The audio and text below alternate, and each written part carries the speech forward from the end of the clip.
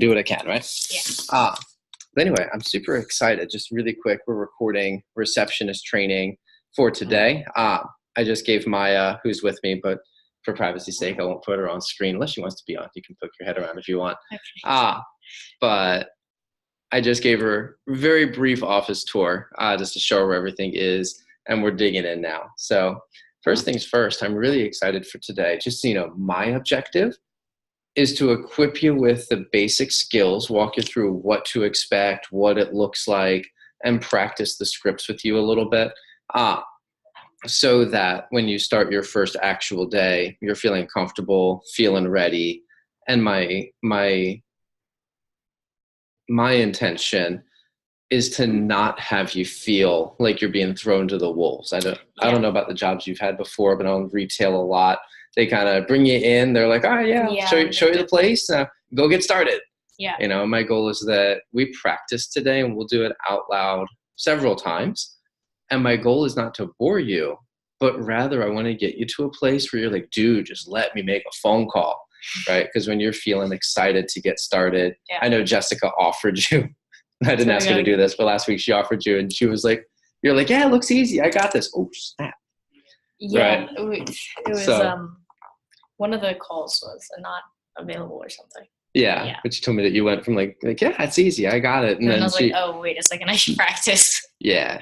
So my objective is so that we're not just throwing you in. And by the time we're done, that you're like, all right, let me go for real this time. So that's what I'm hoping to accomplish. Before we dig in, let me ask you first, what were some of the things that you noticed or observed or took away from the other day when you came in and shadowed?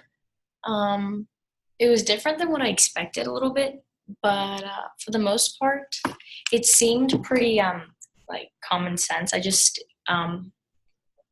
with some things that I liked a lot was how the company when the receptionist calls, they give them like directions to help the person out, and they're very open and straightforward and stuff, and they're like helpful rather than just being like a machine or someone that's just like, here's your interview, like be there or something, you know.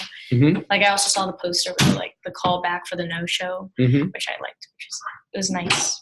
So I definitely took that back in, that this is not just ordinary company, I guess. Mm-hmm. A lot more personal care. Sure. Tell me more. I also noticed in the website and also with the app that everything's connected, which is convenient. That way everything stays like good communication and stuff, so nothing gets too confusing, and that everything's like documented so you can go back and look, and everything's really organized, which I appreciate. Except that middle room right now, right? Yeah, other than that, everything's really organized, which I like. Yeah, owning my shortcomings here. Good. Yeah, being organized and having things systematic is something that I pride myself on, because I do find it makes it a lot easier than if you're just all over the place. Yeah.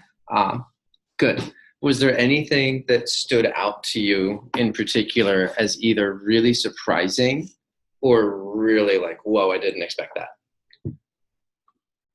Well, when I first entered in, I was expecting physically like a desk and like not using our personal phones, but rather like an office phone of some sort. But then the app was really cool because then it's not your actual phone number, but I was expecting something like a landline or something like that. But then it was the regular phone, which was like, wait, that's actually kind of really convenient, because then, let's just say if I get sick or something, I could still work from home, which was also awesome.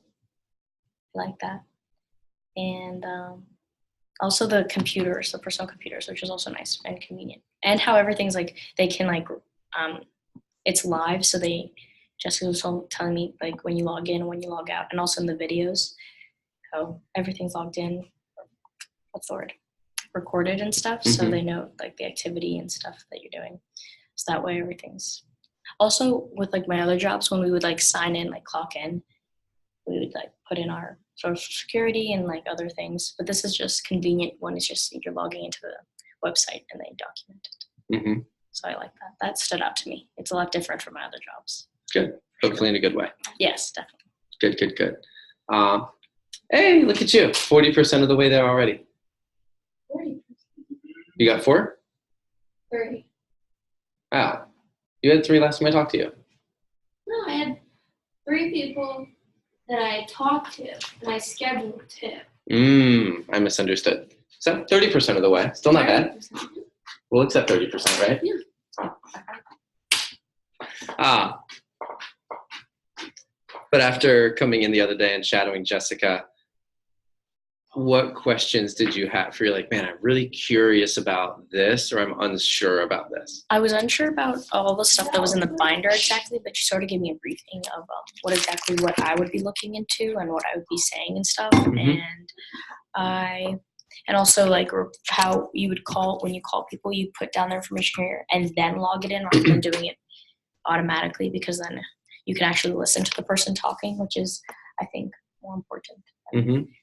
Which I like that. And then, but I was also kind of confused she explained to me like what I would be saying and everything, and how I would log things in with like if I didn't know someone's last name, like the question mark and everything, that way it can still be documented, and also the duplicate applications to make sure that the duplicate people, like you make sure that if it's a online thing or calling, to make sure you don't put the person in twice. So yeah. If that sort of answered your question. Yeah, it did. Okay. Can you do me a quick favor and run back and grab Jessica for me? Yes.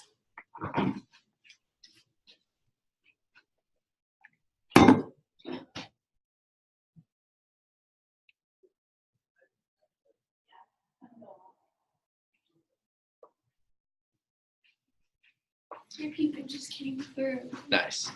Just FYI, Maya just threw you under the bus and got you in trouble. Got her in trouble? I'm just kidding. But she did say something that I know was done in good faith, but I'd rather adjust it, and I figure I'd rather just tell you now while it's fresh and I don't forget. I know Vector Live sometimes put people in with a question mark for their last name if you don't know their last name. Yeah. But don't accept that and get their last name. Oh, no, I got that from the video, not her. Oh, did it? Yeah, and because it was like talking about like the question marks and stuff when you didn't know someone's name, and you'd call them back. And got it. Okay, I misunderstood. I wasn't mad at her anyway. I'm sorry, I guess I'm not that good at it. No, you didn't have to get her in trouble. I was just joking. Okay, I was like, oh no, what did I do? No, it's fine. But yeah, I know Vector Live allows you to do the question mark, but I'd rather not. Because it sends them an email that says, hey, Jessica. Oh yeah, not the last name. Right? And it says the question mark. So when I see they have a question mark, I ask them for their last name, because I don't want them to get an email that says, hey, Jessica, question mark. Here's the information for your interview. Oh, for when you're actually like setting it up? Oh, yeah. Cool. Never mind. Yeah, I usually put the question mark if they're not interested in it. Got it. Yeah, that's fine. Because I don't want to be like, hey, also, by the way, what's your last name? Yeah, no, I got that from the video about the question mark. My fault. I did notice there were some people scheduled for interviews that had the question marks. Really?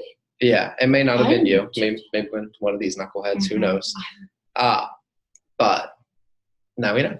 The knowing is half the battle. For me mostly right now. What's the point? Probably. By the way, I was telling Maya, about the map. You and I need to get together and clean up the middle room for sure. But also I was telling Maya, I was like, I need to have a conversation with them and be like, listen, when you're done playing with your toys, you need to put them away. Can I have that talk with them? Can you? Don't do it right now because they're running a sales meeting. Okay. But yeah, that'd be great. We was telling Maya, and I've told you this already, we definitely need some more women we need more women in general on the leadership team. But we need some women to help keep these particular, not all men and not all women, but we need someone to help keep these particular men in check. That you guys are a mess. You'd only make things messier and prove her point. But anyway, that's fine. Huh? Just so you know, those are my dad's, so just as long as you don't tear it apart, it's fine.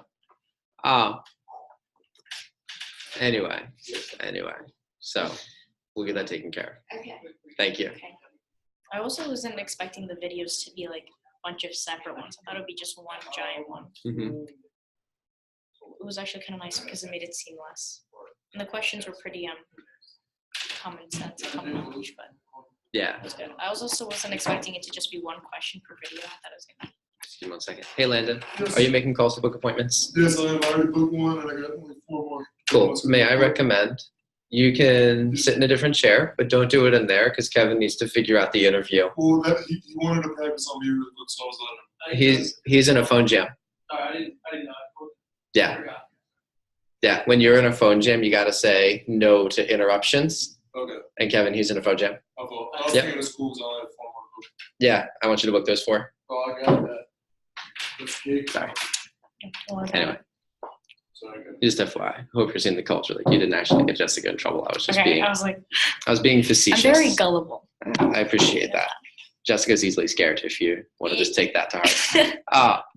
But anyway, no, I do try to keep a fun, upbeat environment because I find that people work better when they feel good. Yeah, and a positive attitude. High fives. Yeah. Definitely brought it. Good. I'm glad for that. But anyway, so yeah, the videos are really good. What I like about those is they teach you how to use the website, and then I can teach you how to be a kick-ass receptionist. Were there any other things that you wanted to ask questions about before we start diving in here?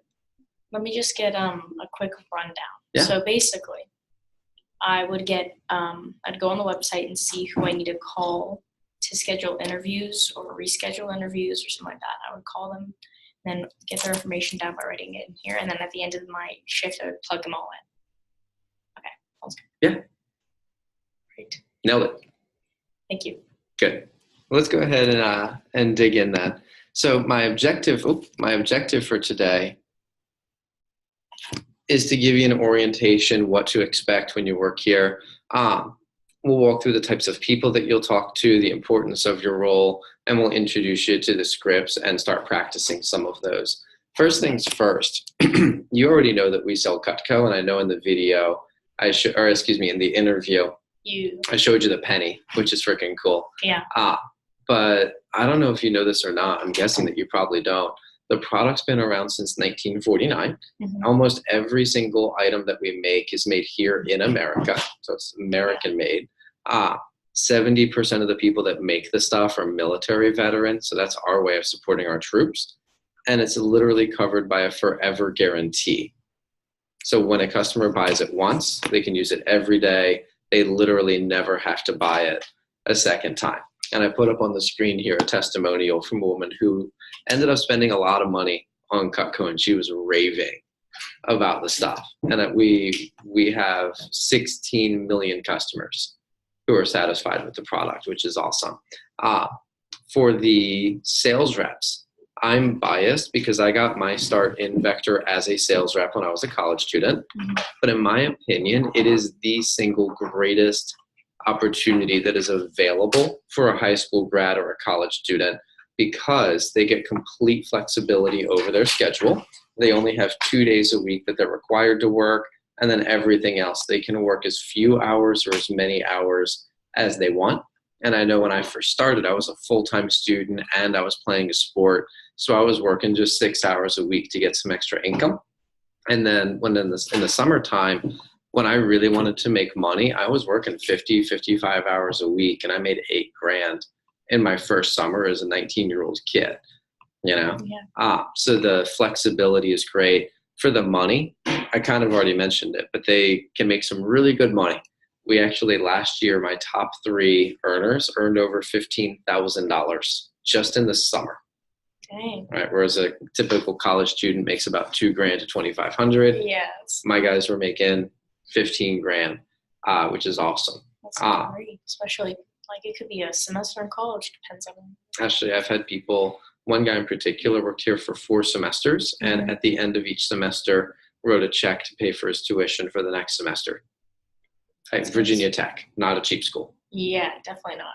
Right, Kayla Harris, the one who I'm recording this video for. Yeah, she lives in Wisconsin, right? Or, No, that's the other. We have 4 Kaylas. Oh, okay. The 4 Kayla Kaylas? who's here, she's in the back right now. Uh, She is a student at currently Howard Community College. She's going to be transferring to College Park this fall.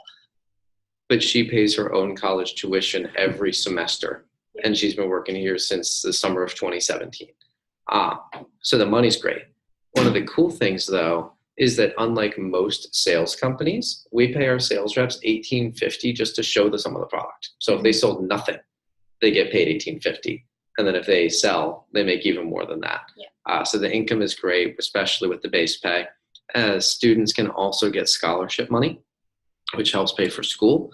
And one of the big things is that we only promote internally. So I never go out and hire a manager. And you've probably noticed, like, all of our managers are not much older than you. Yeah. And they all started in the entry-level roles, went through our leadership training, and then got promoted. And there are some people like Kevin and Landon, who you just saw, they're going to be opening up their own, actually, that's a lie, sorry. Kevin is opening up his own franchise this summer because he's finished with college, so he'll be a business owner this year before he's old enough to buy beer. And then Landon is going to be working as my sales manager, so he'll be running my office this year, and then next year he'll be opening up his own franchise. And then for the ones that don't end up making a long-term business here, for Kayla, this is her second summer where she's opening up her own franchise. Mm-hmm. And then when she graduates from college, she's considering running another office for 3 years and saving up money so that she can pay off her grad school just in full. All right, but her career aspiration isn't to be in Vector. Her career aspiration is to work with athletes after they've been injured and work not just on their physical, but also their mental rehabilitation. That's nice.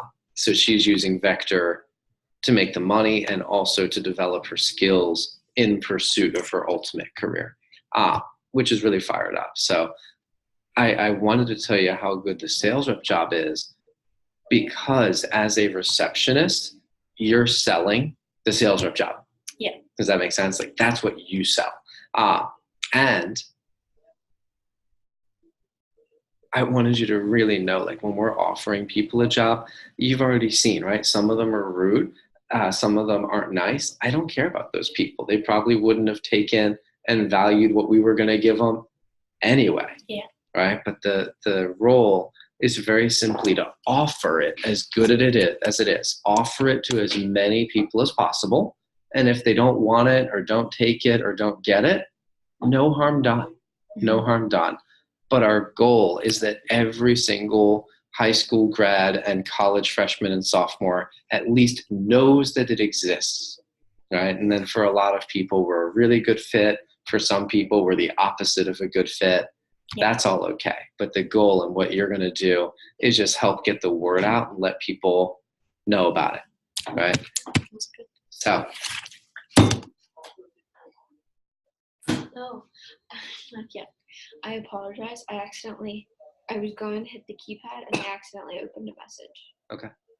That had a notification. Cool. So what do we do? Do you want to check it? No. What do we do? Do I answer? I don't know. What do we do? I don't know. It's pretty intense. It's for Kevin. Should I tell him? Well, let me ask you, is it something that you are able to handle, or is it like, man, I really don't know what to do with that?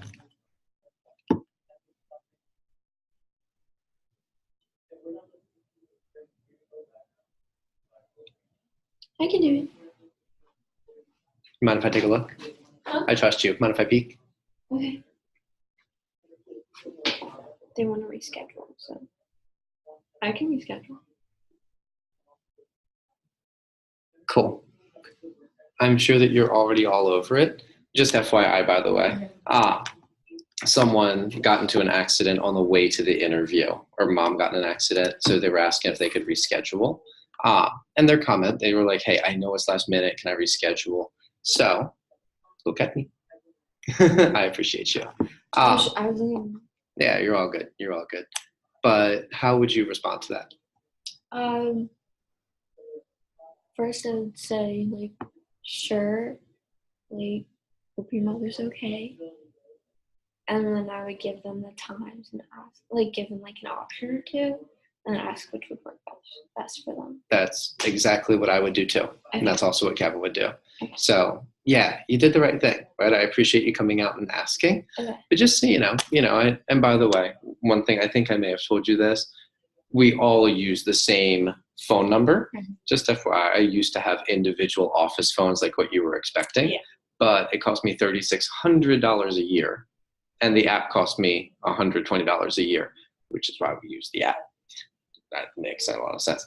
But we all have a shared number. So it's interesting. If you open a notification on your phone, it removes the notification for all of us. Yeah. So what I typically ask is that you don't open them until or unless you're going to be responding or handling it. So in this case, no worries that you accidentally opened it. Your response is perfect, so I'd go ahead and do it. Okay. But Does if that you count as one of my talents?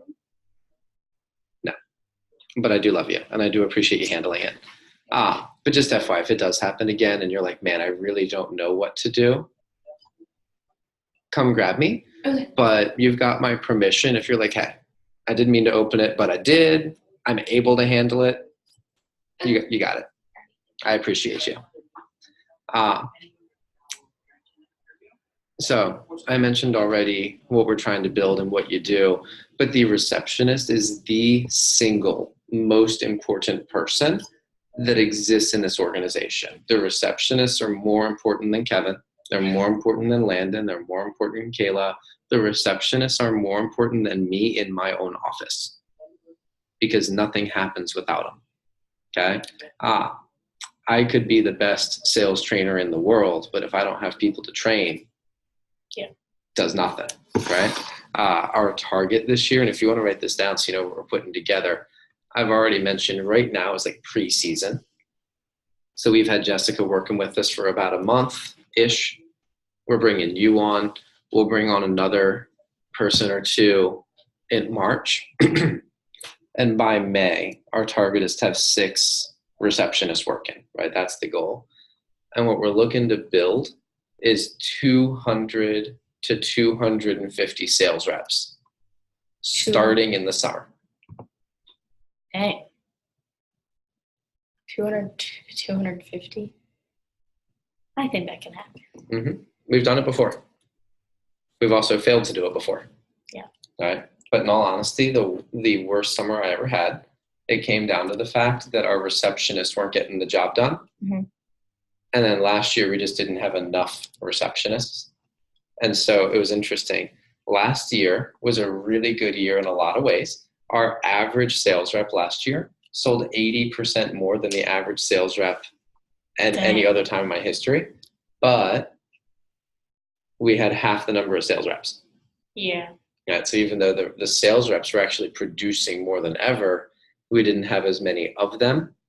And so our sales were actually down last year. Mm-hmm. Right, so this year, and you can already tell last year we waited until May and June to even start looking for receptionists. All right, so I was like, you know what? Last year my issue was that we waited too late. This year we're going to start getting it done at the beginning of the year. But just so you're aware, I spend a ton of money. I already mentioned I spent $3,600 on office phones in the past. Mm-hmm. I'm sending out advertising. We're sending out letters in the mail, and I think I'm spending $65,000 to $68,000 on that. In the mail. Okay. Okay, so $65,000 to $68,000 going out for letters in the mail. We're going to spend another $20,000 to $25,000 on internet advertising, like Monster, Hot Job, Snag a Job, Indeed, Craigslist, Google, all the things. We have social media advertising. We have paid ads and we have organic ads. Okay. And then you also, what are the organic ads? Like, what are those? Organic is when I have someone who works here just go directly on their Facebook or their Snapchat and message their friends. Yeah, so I could do that. Mm-hmm. Yeah, because I know my friend Christy from school is applying to a job because she saw the little posters on the side of the road. So I think those are very helpful. Yeah. By the way, those signs cost me $1,500. That's not that bad though, because we also went out for 6 hours in the rain today to put them out. So if you saw some fresh signs around your school, we were out there in the rain for 6 hours today. Also really bad because Landon has arthritis. Not arthritis, that's a lie. Bronchitis. Bronchitis. And he was out in the rain, so I felt really bad for him. Yeah. We'll Yeah, pay so off in the end. we will. Well, we did it. Yeah. But it takes dollars and it takes effort. Mhm. We also do a lot of volunteer work for branding. This next week, I don't know if you're familiar with DECA, but it's a business club for high schoolers. I serve on the board of directors for DECA in Maryland. Yeah, my friend David does TikTok. That's awesome. He might know me, actually. Really? I'm speaking and judging at a conference next weekend, and we have 6 vector managers going to the conference for 2 full days.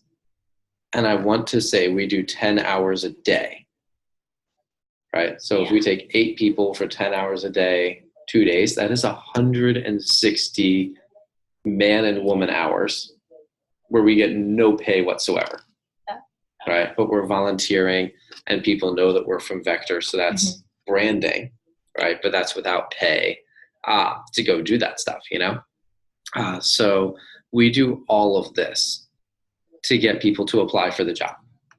Okay, all of it, the road signs, the advertising, the internet ads, the direct mail, is very simply to get people to apply for the job.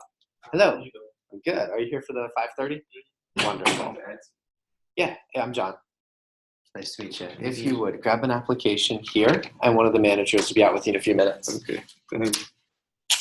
Okay, so all of this is to get people to apply for the job, and it works out like a funnel.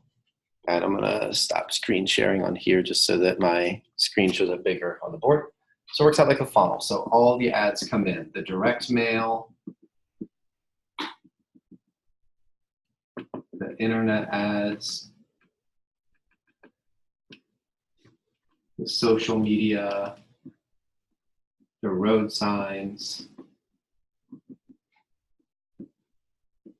the volunteer work, all of it gets people to apply for the job. Now, of all the people who apply for the job, guess who they talk to? Receptionist. They talk to the receptionist. Okay, so the receptionist is handling the top of the funnel. And the receptionist has 2 duties. What is the first one? To call people to schedule interviews. That's number 1, is to schedule the interview. And we know that not everybody that talks to the receptionist is going to schedule an interview, but the goal is to schedule 100%. That makes sense, right? And then the second one is after they schedule the interview, then what? Follow up or to give them information about the company. Well, what does the person have to do? To call them and give them answer general questions. Or not the receptionist, but the person who got scheduled for the interview. Once they have it scheduled, what do they have to do? Show up. They have to show up. And we know that not everybody who schedules an interview shows up, right? Sometimes life happens, like what you saw with that one, like an accident or whatever. Sometimes life happens. Sometimes there are people that schedule interviews and they just have no intention of showing up. This isn't a Vector problem, by the way. What's interesting, you know why doctors are always behind schedule? Because they schedule 2 and 3 people to come in at the exact same time. Oh, yeah, because they're expecting some people not to show up. Exactly. And why do they charge a fee if you cancel your appointment? Because they know that people are going to cancel their appointment. Yeah, like no joke. Well, McDonald's actually is a corporation, like international corporation, stopped doing interviews for people. Like they stopped scheduling people to come in because so many people no-show that it was like wasting the entire manager's day. Yeah. So what they do instead is they just do what's called an open interview, and they'll post up and they're like, yeah, from 10 to 5, just come in and interview, because they didn't want their manager's time wasted. Yeah. So part of it is just human, but there are things in the receptionist's control based on her attitude, her energy, how confident she makes the person feel, how comfortable she makes them feel, that increase this. So these 2 numbers, the receptionist is responsible for. And then of all the people that show up, right, they come in to interview, who do they talk to next? The interviewer. Yeah, they talk to one of the managers. Okay, and the managers have 2 things they're responsible for. You might be able to guess, but what are they responsible for? The actual interview and any questions they have and like hiring the person. Yeah, so they're responsible for how many people they accept onto the team. And we know that not everybody's going to be a good fit for the team, and also that we're not going to be a good fit for everybody. So we don't expect that 100% of the people that apply get the job. Yeah. But I've also seen when managers are too selective and they're looking for like the perfect person, but they end up screening out a lot of people that we could train. Yeah. Right. They may not come in with batteries included, but we can teach them. So we measure that for the managers. And then, of course, once someone gets offered the job, what do they have to do next? Well, they have to accept the job. Yeah. Specifically, they have to show up to training. Yeah. Right. And we know that there are some people that accept the job who had no intention of working here. We know that there are some people that life happens, right?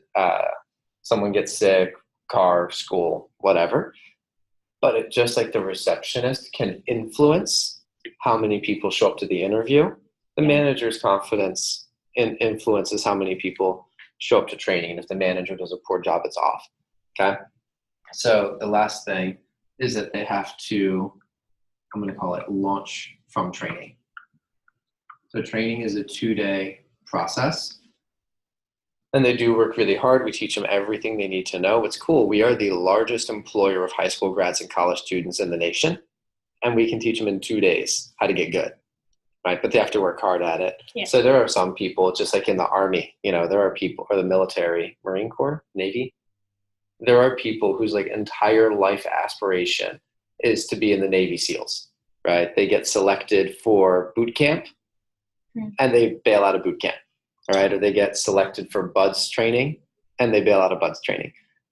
It's the exact same thing here. So not everybody launches from training, but the people that launch from training, these are the people that sell caca. Sounds good. Does this make sense, by the way? Yeah. Now, I wanted to show you this for 2 reasons. By the way, when they launch from training and they sell, we also ask them for referrals.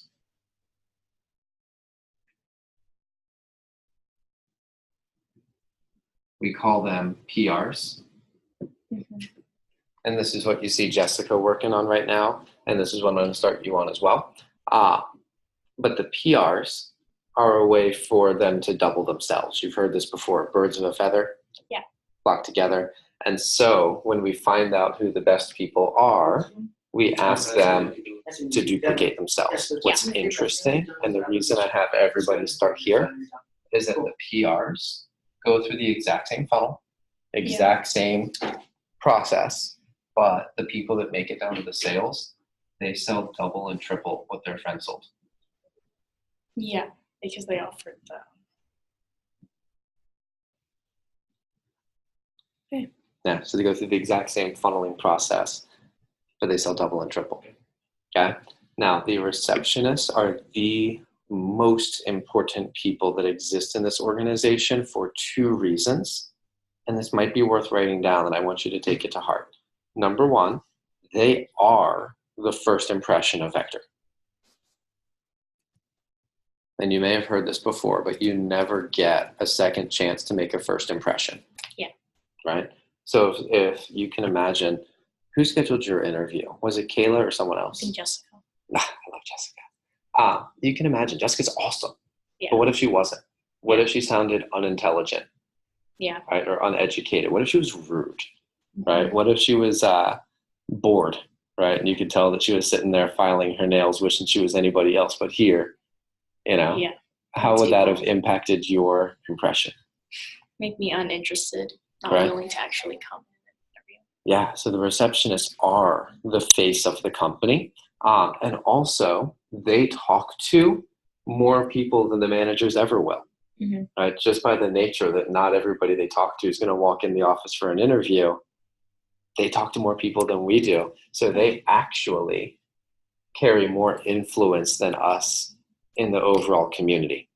Right? Now, granted, the people that I talk to are the ones that are going to move forward in the process of getting to be a sales rep, but they talk to more. So when you ask your friends, or when your friends are talking about Vector, a lot more of them are talking about their experience with the receptionist than they are with the manager.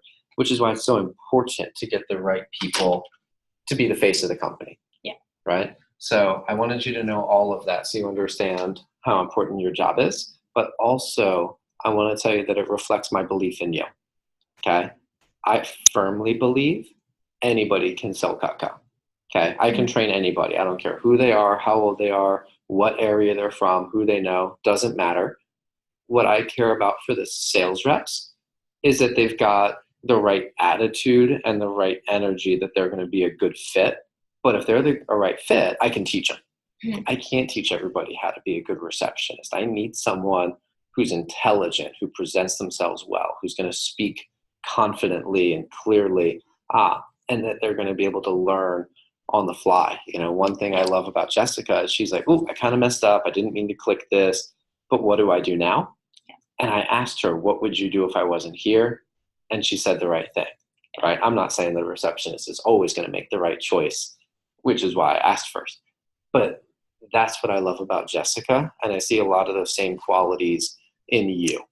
Okay. So I wanted you to just know that you've got my vote of confidence, that you're the right human for the job. And genuinely, we are excited to have you as part of the team. So let me pause there because I know that was a little bit intense. Any questions on any of the stuff that I just covered / erased? No, it makes a lot more sense. Cool. Beautiful. Let me see. So a couple things just in terms of expectations. What we'll do, and I know we talked about this briefly, we may, depending, I might set up a schedule with you for next week while you're here today. If not, I know you're scheduled for Sunday, so I might just set it up with you on Sunday. Mm-hmm. Either way, we'll get it set up. But the biggest thing I care about is we'll be flexible. So I will take into account your classes and homework time and all of that stuff. But what I do care about is that once we set up a schedule and you say, "Yep, that works for me," that you work the schedule. Yeah. Right? Because when the receptionists call out of work or just kind of bail out at the last minute, it genuinely brings the entire thing to a screeching halt. So we'll make sure to take your personal needs and availability into account. All I ask is that once you, I just realized I should probably be screen sharing so it shows up on the recording. Sorry, that's on my side. But anyway, then once we set up a schedule for you, that you work the schedule. I do ask you to arrive 10 to 15 minutes early before the start of a shift. Mm-hmm. Because if you're scheduled to start work at 2, but you're walking in the door at 2, there's no way, right? So I ask you to get here 10 or 15 minutes early. I don't need you to start working immediately, but it gives you a chance to settle in, put your stuff down, use the restroom if needed, and then we can start at the time we're supposed to start. I do give an early arrival bonus. If you show up 15 minutes early and you're logged into Vector Live 15 minutes early, I pay you for the 15 minutes. Okay? Even if you're not working, even if you're just physically here, I pay you for the 15 minutes just as an incentive to be early. Your attitude and your energy is important. I do ask you to always come in on your A game. You know, I never want when I ask you, like, "Hey, how you doing?" Like, "Oh, I'm tired." Yeah, you know, positive attitude. Yeah, just, you know. Yeah. But also I will tell you, I know that things aren't always going to be good and sunshine and unicorns, right? Yeah. What I will ask, excuse me. Hey, here for an interview? Hey, I'm John Godwin. Nice to meet You as well. Andrew. Andrew, nice to meet you. Nice to meet If you would, grab one of these guys. By the way, for both of you gentlemen, actually you're already looking at it, so you found it. Do the application first. Underneath it is a job description I'd like you to read over. Okay. You can take your time on it. And this is Mr. Garcia. He's our sales manager. When you're finished with the application, he'll meet with you and take care of you. And Kevin, just FYI, I will stay out here for as long as you allow me. Okay. But when you need me to move, just tell me and we'll play musical chairs. The best time might be after you do your pre-screenings, if we move in that room and you come out here. But whenever you tell me to get out, we'll get out. Okay, sounds good. And then after that, we'll switch again. Yeah. Cool. Yeah, musical chairs tonight. Got it. Thank you. Beautiful. But anyway, I know it's not always sunshine and unicorns. The one thing I ask is that you never vent across, right? Don't sit in the room with Jessica like, "Oh, today's such a bad day. My teacher, my boyfriend, you know." Because that definitely doesn't, she can't help you make it better, but it can also affect her energy. So what we ask, and if you want to put in your notes, very simply just vent up. If there's ever anything that pisses you off or gets under your skin, whether it's work related or not, come to me, come to one of the managers, and we'll always listen. And I know sometimes you just want to vent and you don't need me to try to fix it. Yeah. Right? I know that other times, especially if it's a work related thing, it's something I can fix. But what I will tell you is this: I do ask that you don't spread negative energy across to people at your level. But also, if you don't tell a manager, we can't change it. Okay. I remember this so vividly. This was like 8 years ago at this point. But I had a receptionist who was really good, like really, really good. And we almost lost her. Like she almost quit in a raging ball of fury and anger. Why? Because she was upset about her schedule. Okay. She liked to ride horses. That was her thing. And I had actually asked her when she started the job about her horse riding schedule. We took it in account, made a schedule that she was in agreement with. And then we just kept her schedule the same, right? What she never told me was that her horse farm changed the riding days.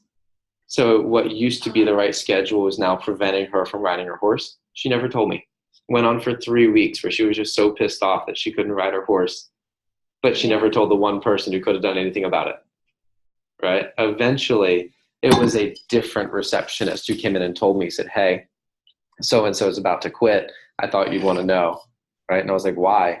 And she told me about the schedule, and I was like, oh, I had no idea. If you had told me instead of all the other receptionists, I could have adjusted your schedule in about 5 minutes, and you could have been riding your horse for the last 3 weeks, right? Now, that's obviously a work-related one specifically, but I do ask to vent up, partly to guard the energy of the room, and also for work-related stuff. I know that I'm not going to try to fix every problem that you have, but we can definitely work with you. In terms of breaks, if you work a full day, which will be between 6 and 8 hours, thank you. If you work a full day between 6 and 8 hours, you get a 30-minute break. And if you work a half day, which is 4 to 5 hours, you get a 15-minute break. The breaks are paid. You do not have to clock out during the breaks. But I do want to make sure that you take one. Typically, and you should know this, typically Sunday is our most regimented day because everybody works on Sunday and everybody's on the exact same schedule on Sunday. So typically it's a lot more regimented where it's like, hey, you work this many hours, take a break, and then finish your shift. But Monday through Friday, different people work different hours depending on their school and availability. So all I ask is that you make sure to take your breaks. Obviously keep them on time, but they are paid and you don't have to clock out.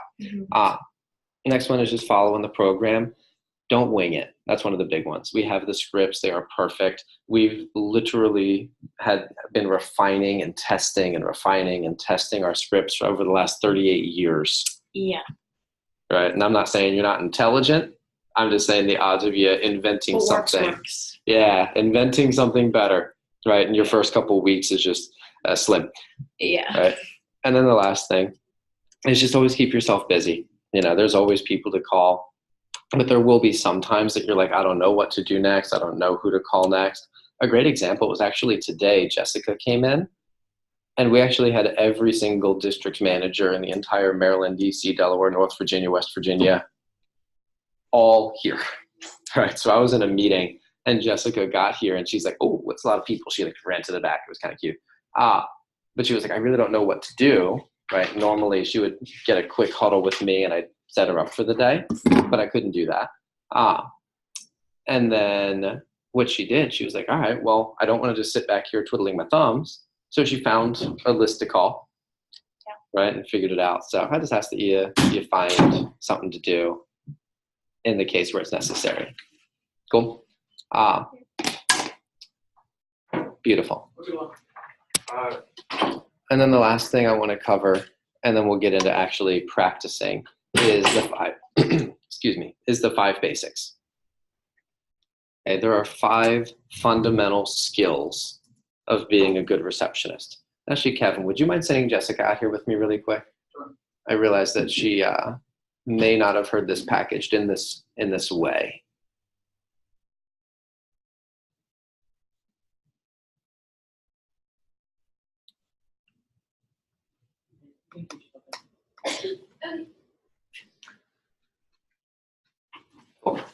I wanted to share this with you. I realized we've been working on this together over the past few weeks, but I just realized I've never packaged it for you in this way.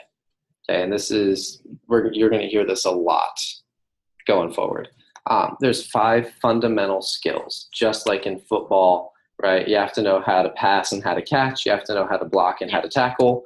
And if you can do those 4 things, you can execute a football match, right? The 5 things here, number 1, are simply following the script. And generally speaking, when receptionists are new, people don't know you're reading a script, and they'll say stuff, right? They'll say weird stuff that's not a script. And the natural reaction, especially for intelligent people, is that someone throws them a curveball and they start reacting, right? But the key is to get really good at, all right, I know the answers here. I know the answers in the book. So instead of just reacting or responding, let me pause and find the response, right? So that's number 1. Number 2 is building rapport. One of the biggest reasons that people show up to their interview isn't because they need a job. It's because they like you, right? It's because you made a good impression. You sounded pleasant. And you sounded like you had something good. You know, people show up to meet people who are at or above their level, right? Which is why, we have to pick the right people, but also it's a skill to be able to connect with people that we can train. By the way, it's a skill that'll serve you well as a receptionist. It'll also serve you well no matter what you do, right? The third one is creating urgency. And I typically run between 13 and 15 interviews per week. I typically run 2 to 3 per day. But when you're scheduling someone for an interview, when do I want to meet with them? Right away. Immediately. Immediately. Yeah, that day or the next day. So I put on the screen, it says NIE. That means next interview efficiency, right? Next interview efficiency. The 4th one is giving good directions and firming up, right? One mistake a lot of people make is that once someone says yes, they get so excited just to get them off the phone. Like, let me go get my high five, put it on the board, right? And it's really important that you slow down and get the second yes. Okay, I teach my sales reps the same thing. But if you can imagine, right, if I said, hey, just to confirm, you're gonna come over and we're gonna see a movie at 4:30 tomorrow, right? And you're like, yeah. If I'm like, all right, cool, hang up. Yeah. You might make other plans, right? Versus for like, hey, I'm really glad, I'm excited to see you, Maya. Now, just to make sure, if you have to cancel or reschedule, I'm gonna be left at home on Friday night all by myself, and I'll be very lonely and sad. So I just wanna make sure we're definitely gonna hang out at 4:30. Yes. You're like, ooh, I'd be a terrible human if I canceled. I'll definitely be there. Right? That was I took that a different direction. I feel weird now, but you get the idea, right? The firming up is key, and that has a big influence. I erased it, but it has a big influence on how many people show up after they're scheduled. And then the last one is handling questions properly, and you can vouch for this. This is the one that generally throws new receptionists for a loop, because someone asks you a question and your first instinct is just to answer. Right? Especially, again, the more intelligent you are, the more you're like, I'm going to help you out. I got this. Right? Making sure we handle questions properly. And I'm not going to teach this to you today. This will be the focus of one of our Sunday workshops. But there's an entire 5-step process to answering questions. The cool thing is, I'm going to take it off the screen so you don't look at it right now. But the cool thing is, when you get good at answering questions as a vector receptionist, it'll also make you a better negotiator and a better speaker as a student, as a girlfriend, as a wife, and all the other roles that you'll play in your life. So I wanted to introduce you to the concept of the 5 basics. And as we do meetings and workshops, they generally center around the 5. And we do a workshop every Sunday to practice the skill. And usually we focus on one of the 5 at a time. So let me pause it there, mostly for Maya, but also for Jessica on anything that you just saw. Any questions on any of the stuff that we've covered so far? I think I have it pretty clear understanding. I know that when she interviewed my thing, she sounded very professional and everything, so I was like, oh, this is legit. That's true. Mm-hmm. Nice. I have a very different phone voice than Yeah. my regular voice. And Miss Maya, when you're ready, Jessica, I forget, what's your friend's name? Could we always pretend? Natalie, that's right. Actually, do me a favor, please. I know you have your computer here. I have a call log there. Would you kindly show her how to pull up the interview times?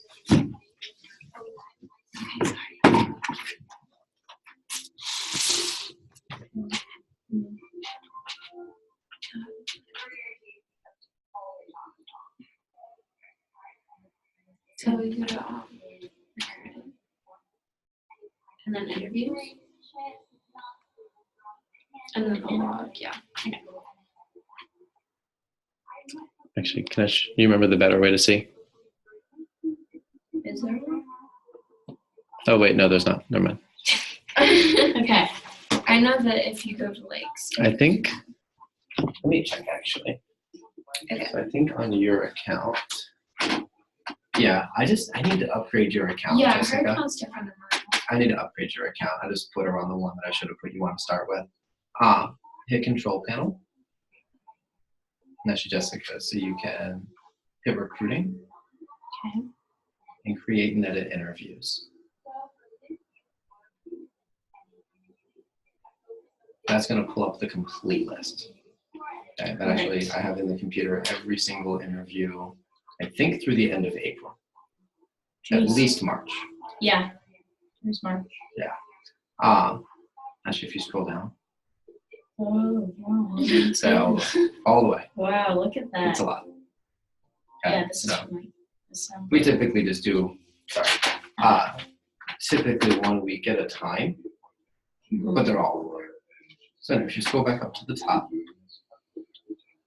so it shows you we're at Tuesday today. There is an interview tonight, but That's a little bit. at 5:45, we're not even going to try to schedule for that one. Mm-hmm. So I would start with Wednesday's interviews. And if you don't mind me reaching over you. So it's on February 15th at 5:30 p.m. And when it's blank right here, that means it's in the office. Okay. Okay. The one underneath it, it says it's at Wednesday at 6:30. This R though means it's a remote. So it's like on. It's a phone interview. Yes. And for the phone interviews, we always schedule them for an hour. Okay, so the computer says it's a 6:30, but I can't guarantee you we're going to call exactly at 6:30, especially if I've got 10 people to call. Mm-hmm. So we always tell them we're going to call you between 6:30 and 7:30. Okay. Does that make sense? Yeah. So this is the start time, and then we give them an hour like window. Okay. Does that make? Yeah. Cool. Beautiful. So Miss Jessica, if you can show her how to fill that sheet out.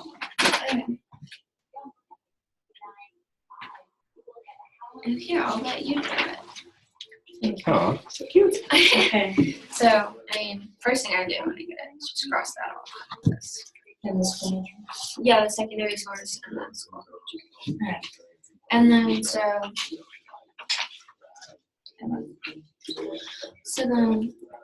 go to the top and make a space for where the in-office ones are. So.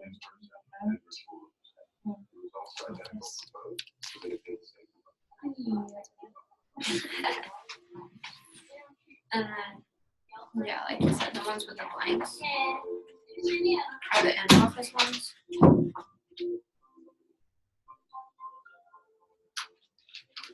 This is a smooth pen.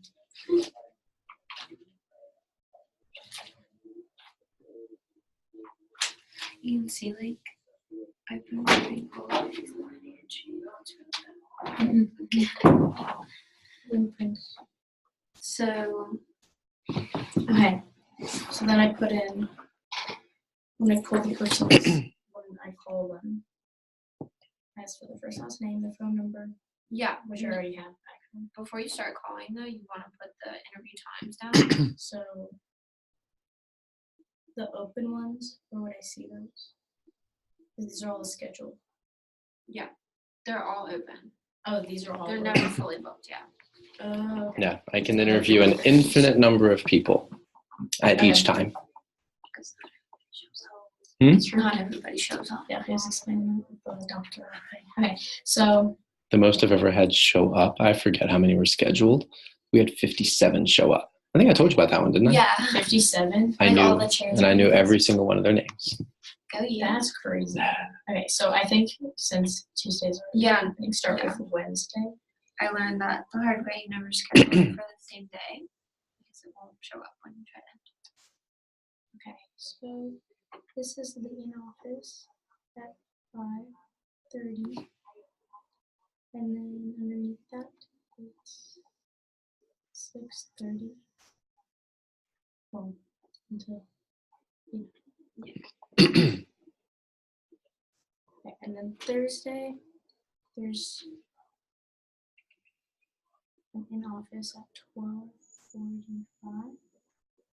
And then someone at 2:30. And then there's one at 4, 5. And then Friday, 11. And then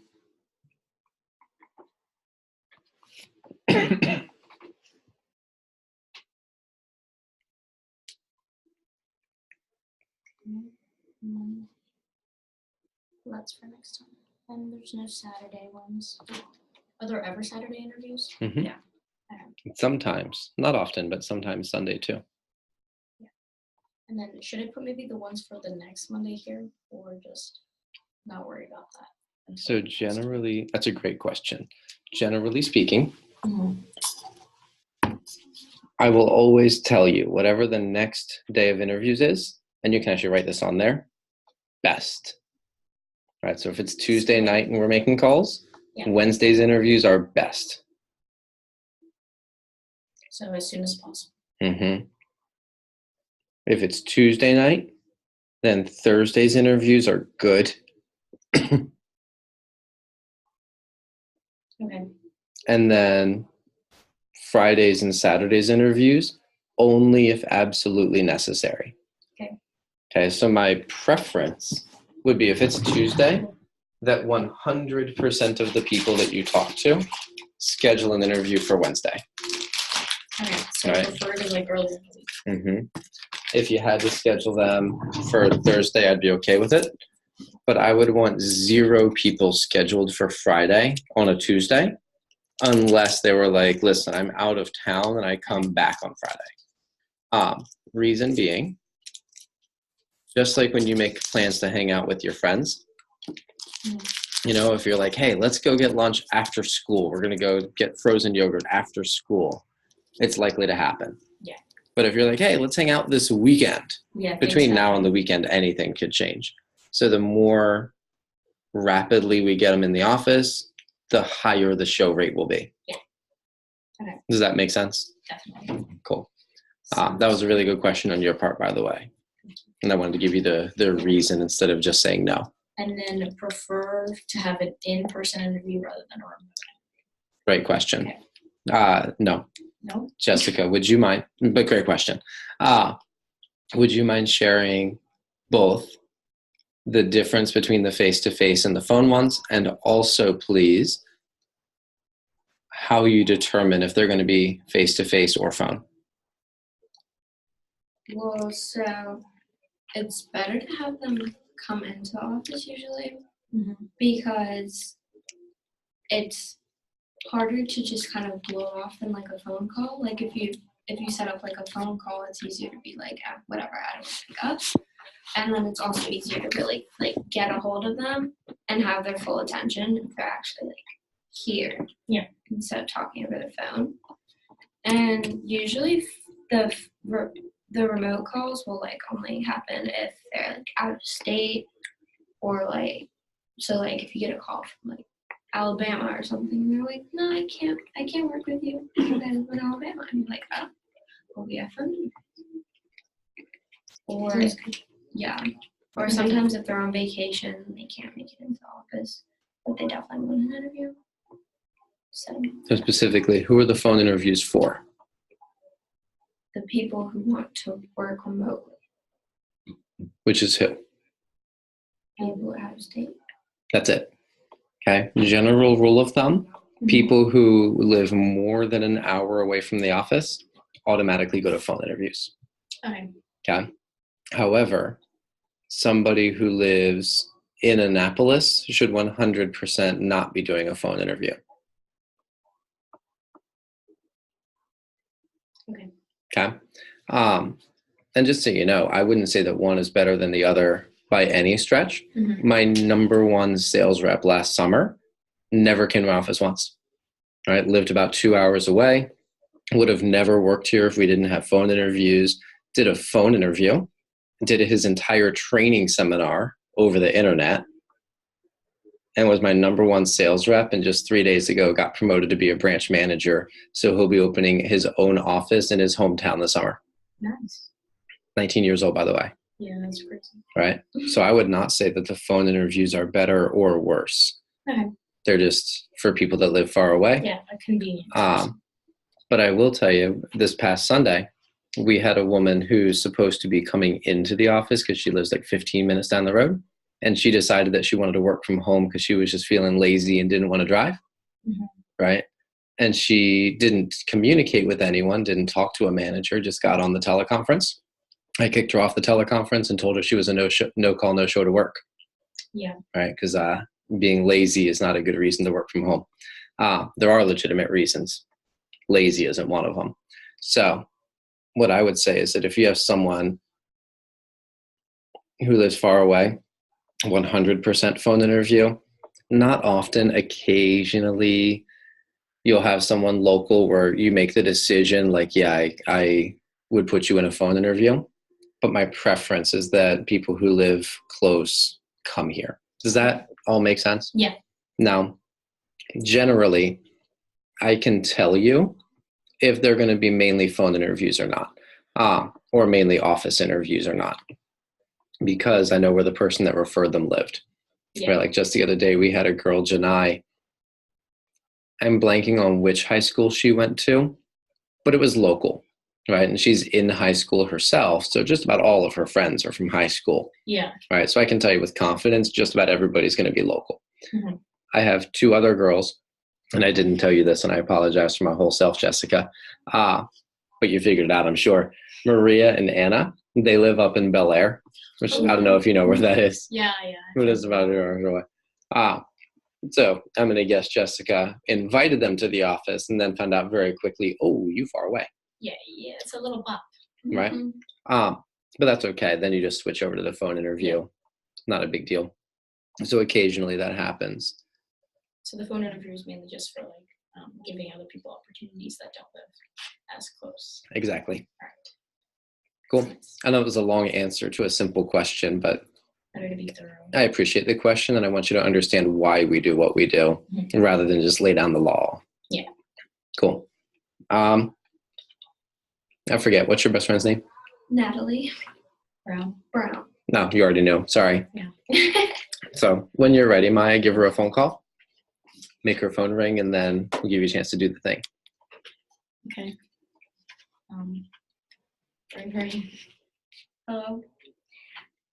Hi, Natalie Brown. My name is Maya Evers. I work with their. Whoops. Good thing this is just practice. Okay. That's why we practice. No, I'm gonna start over. Hello. Hey, Jessica. My name is Maya Evers. I work with your friend Natalie Brown at her new job. How are you? I'm great. How are you? Good, thanks. I definitely don't want to take up too much of your time. I wanted to follow up with the text we had sent you. Natalie just interviewed with us and recommended you as someone who would be a good fit for our team and might be interested in some extra work. So I definitely wanted to give you a call and tell you more about what we have available. Do you have a quick minute? Sure. Okay. We're Vector Marketing, and we have been in business since 1981. We are filling flexible schedules and entry-level customer sales and service. The starting pay rate is $18.50, and that is not based on sales. There is no door-to-door or cold calling, and we do provide training, so experience is not required. So how do you know Natalie? She's my best friend. Cool. Well, Natalie had some good things to say about you, so I definitely want to invite you in for an interview so you can meet with one of our managers. They can answer any questions you have and see if we'd be a good fit to work with together. What do you say? Sure. While I look through my manager's schedule, can you walk me through your schedules for the next couple days here? I'm not doing too much. Okay, let me see. Just in case, what is your schedule for tomorrow specifically? Nothing. Okay, actually, we have an interview schedule time tomorrow at 5:30. Would you be interested? Or Sure. is it wrong? No, it's funny because that's what I did. Oh, just continue. Sorry. Yeah, I noticed that like automatically, like you said, you automatically want to react. Okay. I could get you in tomorrow at 5:30. That would work for you, right? Yep. Okay, I just want to make sure because my manager is going to be taking time out of his schedule to meet with you. So tomorrow. Now I just need some quick information to confirm your interview, and I'll give you the address. First, could you spell out your last name for me? Stone. Okay. And what's your email address so we can send you a confirmation? Jessica Stone 2001 at Gmail. Great. Do you have something to write down the address? Yep. It's 1667 Crofton Center. Do you need me to spell Crofton or do you have it? I got it. Okay. We're in Suite 6, Crofton, Maryland, 21114. It's really easy to get here. We're right on the main road. Our building is called the Crofton Medical and Professional Building, and we're next to the Champion Realty. When you come in, make sure you arrive 10 to 15 minutes early and dress nice. Bring a resume if you have one, but it is not required. My name is Maya, and it was great talking to you. We'll see you tomorrow. Great, thanks. Okay. It's just funny because like when I started, I would always be like, so that's something you're interested in? Yeah, because it looks like they would say something in between, but it's just like one giant thing. Yeah, that's what I always thought. I'd like Yeah. wait for them to say something. Like Nope. confirmation of something. Just go Jump for it. right into Just it. go for it. You're getting that in the interview. I need to be a little bit more confident though, because So yeah. just make sure that they're more. Yes, I want to do this. You know. Yeah, you've got the right idea. Can I show you what it would look like if I did one? That's By the way, Jessica, I've got it in my schedule to make calls with you ladies on Sunday. That's something you've been asking for, and I found actually the next couple of Sundays I'll be doing it with you. Okay. I'm going to call you again. Ring, ring. Hello. Hello. Whoops. I'm sorry. Wrong number. Here you go. This isn't a conference call. You have a wrong number. Okay. Ring, ring. Hello. Hey, is this Jessica? Yes, it is. Hey, Jessica. My name's John. I work with your friend Natalie Brown at her new job. How are you? I'm great. How I'm good, thank you. Well, I definitely don't want to take up too much of your time. I wanted to follow up with the text we had sent you. Natalie just interviewed with us and recommended you as someone who would be a good fit for our team and might be interested in some extra work. So I definitely wanted to give you a call and tell you more about what we have available. Do you have a quick minute? are you? I do. Perfect. We are Vector Marketing. We've been in business since 1981. We're filling flexible schedules and entry-level sales and customer service. The starting pay rate is $18.50, and that is not based on sales. There's no door-to-door or cold calling.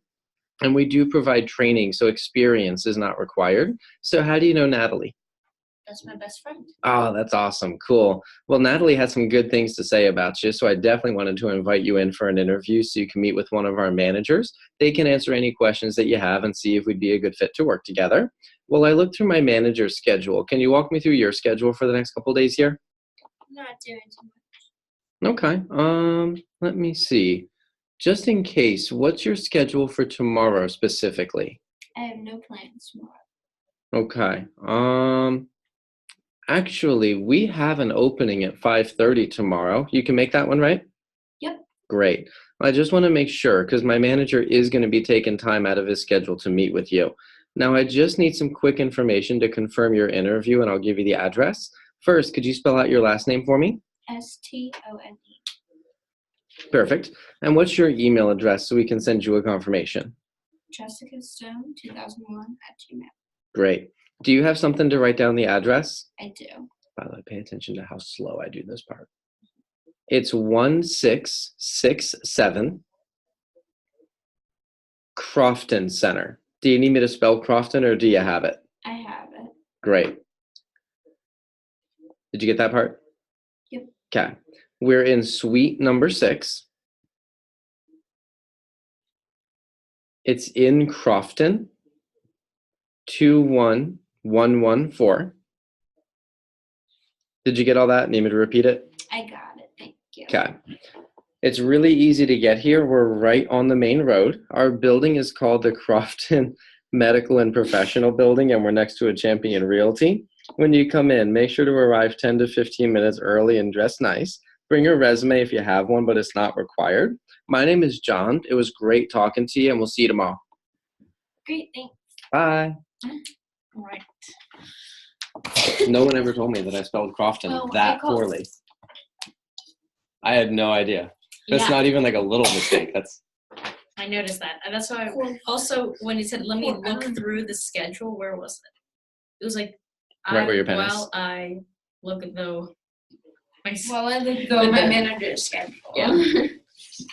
I didn't notice that one. it's like, do you need me to spell it again? Because I have it wrong.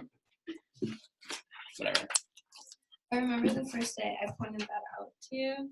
Or like I pointed out one of the spelling mistakes and you were like, I hate it. Yeah. I was like, Accurate. Although I had no idea I butchered Crofton that poorly.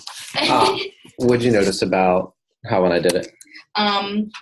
It was a lot more confident, I guess, because you have to practice. But you slowed down for certain specific things, like explaining what the business is about, and like you said, the address and the day and time. When you were like, and you slowed down at the part where you were like looking through the schedule, so that they could like think for a second. And also at the beginning, you made it a lot more casual, so they knew that it was like a real person.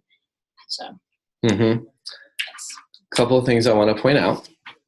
When I call them, I just call them by their first name. Hey, Jessica. Right? I call myself my first name. This is John. But I always give their friends first and last name. And I do it for all of them, but especially for a common name like Natalie. She might know 5 Natalies, but only have one who's her best friend. Yeah. Right. So I always say Natalie Brown. How are you? Great. Whatever they say, great. And then I definitely don't want to take up much of your time. I wanted to follow up with a text we'd sent you. Natalie just interviewed with us, recommended you as someone who'd be a good fit and might be interested in some extra work. So I definitely wanted to give you a call and tell you more about what we have available. Do you have a quick minute? Right? Now I'm hoping they say yes. But Jessica, you already know this from experience. What do they often do? Can I give you a call back? What else? Actually, I don't have a quick minute, or like sometimes they'll just hang up, sometimes not interested, or I live in New York, or is this a scam? The one that I generally get when I do this is, what is it? I've gotten a couple of those. Yeah. Right? So let's talk about it. If like ideally we want you like, do you have a quick minute? We want them to go, yeah. Right. But we know that people are people, right? Yeah. So if they say, can you call me back? How do you respond to that? Sure. Yes. What would be a good time for you? That's what most receptionists think is the right answer. Is that not? It's not. That's what most people think is the right answer though. I did that my first day. I had like, for the next day, I had like 10 people I had to go back. Because I'm assuming that when they say that, they don't really think they want to call back. It's not even that. It's just, this goes for everything. The likelihood of them writing down in their schedule must be available and ready for a phone call at It's not going to happen. They'll just go throughout their life. And then when you call them, they're not ready. Right? So Jessica, if someone says, can I call you back? What do you do instead?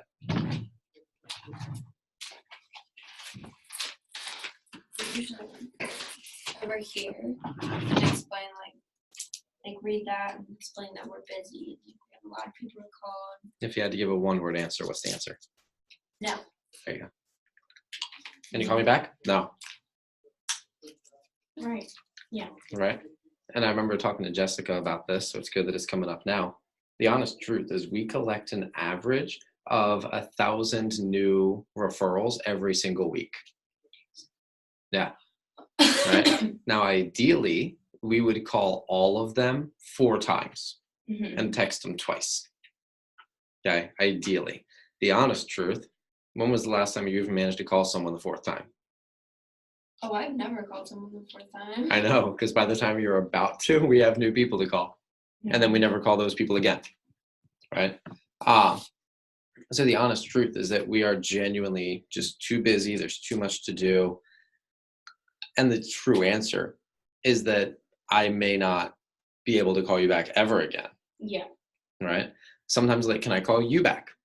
No. Right? When you call me back, I will be on the phone with somebody else and I will probably not answer. Yeah. Right? So I look at when I get someone on the phone, whenever I get someone on the phone, that is the only time I will get them on the phone.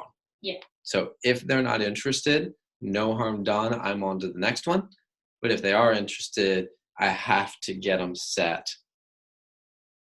now or never. Does that make sense? Yeah. Right. So that's the concept. And then there's a script that's a little more polite than just saying no. But I want you to have that mindset that if they're on the phone, this is the only shot we got. Okay. Right. What if someone says, oh, I'm in New York? I've actually never gotten that myself, where immediately like, oh, I don't live there. Does that happen a lot?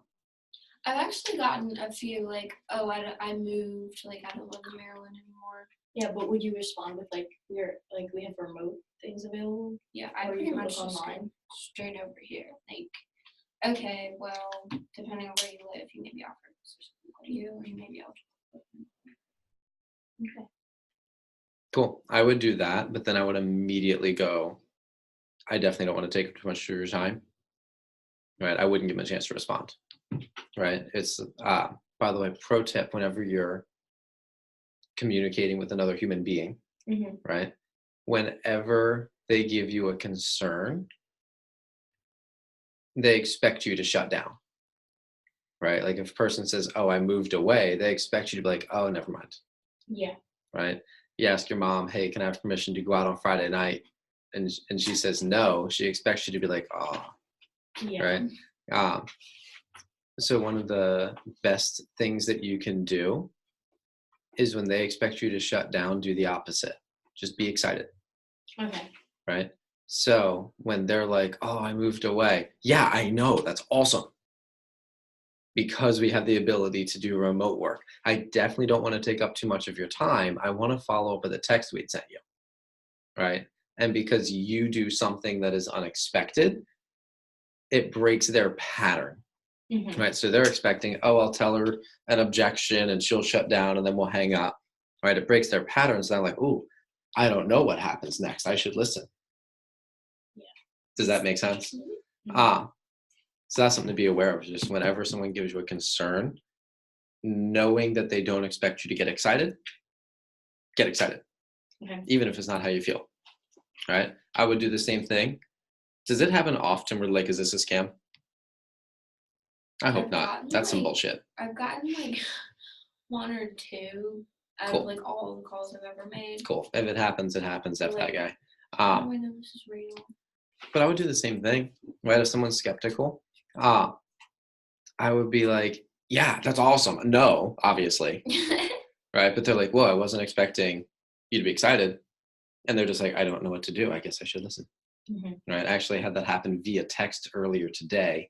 A guy was like, oh, I researched your company and I found out it's a pyramid scheme. I was like, great. I was like, great. That's awesome. I know exactly what the anonymous posts on Google say.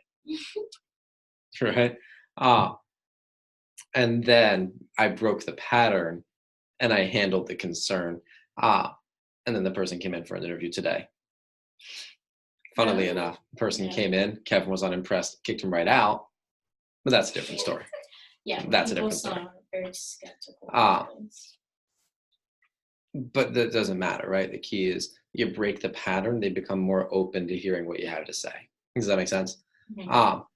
What I get a lot when I do this is I say, I definitely don't want to take up too much of your time. I wanted to follow up with the text we'd sent you.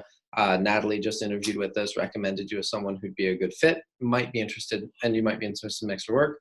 So I definitely want to give you a call and tell you more about what we have available. Do you have a quick minute? When I do this, almost everybody, like more than 50%, are like, well, what is it?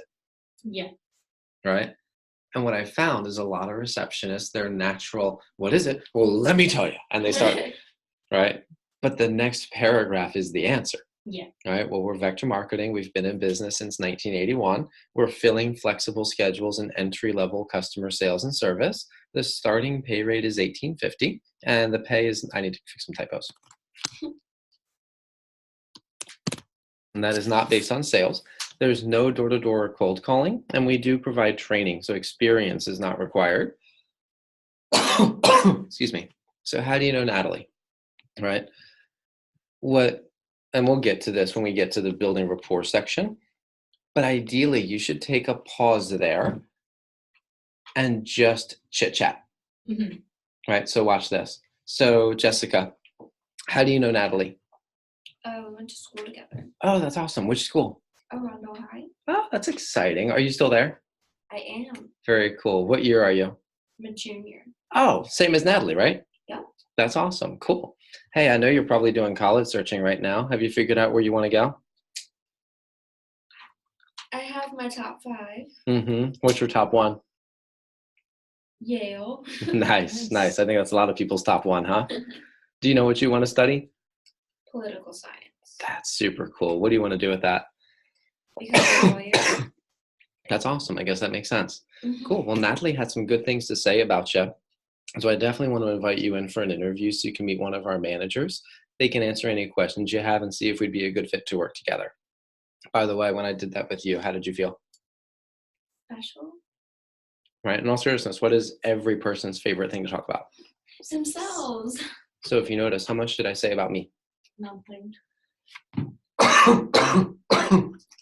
Excuse me, I'm going to die. It is the best talk. I'm probably going to die before 7:30, just FYI. But number one, there's a misconception when you're talking to people that the key to building a connection is finding common ground to connect. It's completely unnecessary. Completely unnecessary. The key actually is to ask the questions that get people to talk, right? And the more that they share about themselves, even if you share nothing about yourself, they find you more likable, right? Now, I'm not saying that you can't share about yourself. I am saying it's not a requirement. Yeah. Does that make sense? Right? Like for me, I play rugby. There's not that many rugby players. So whenever I interview a rugby player, I'm like, I play rugby. What position are you? Right? But even if you don't have anything super in common, like DL wasn't even on my list of places I considered applying to, which is awesome for Jessica, but I don't need to connect and be like, oh, actually, I meant about the community college I applied at, you know? Yeah. Okay, I'm not the condescending smile. I don't like it. Anyway, but I don't need to relate and be like, oh, let me tell you where I applied or what my top college was. I'm just like, that's awesome. What do you want to study? Yeah. Does this make sense though? So that right there, how do you know so-and-so? I want you to look at that like a jumping off point to just ask some questions and intentionally be likable, right? Then my transition is cool when I run out of stuff to ask, right? Cool. Well, Natalie had some good stuff to say about you. So I definitely want to invite you in for the interview so you can meet one of our managers. They can answer any questions you have and see if we'd be a good fit to work together. While I look through my manager's schedule, and I know you guys already discussed this, but I'm not asking, are you interested or do you want that? I'm just, boom, we're going to schedule now. All right. So while I look at my manager's schedule, can you walk me through your schedule for the next couple of days here? Generally speaking, you get one of two responses here. What do people always say there? I'm really busy. I'm really busy, Or I'm not doing anything. or I'm totally not busy, right? They always give you just a super general answer. We expect that, okay? The reason we do that is if I were like, all right, so what's your schedule tomorrow? Just automatically, you're like, whoa, I'm busy, right? You get defensive. But when I say, what's your schedule like in general? They're more like, oh, I'm super busy or I'm super not busy. I'm like, cool. Let me see. Just in case, what's your schedule tomorrow specifically? And when I didn't go straight for the kill, now they're going to give me some more information.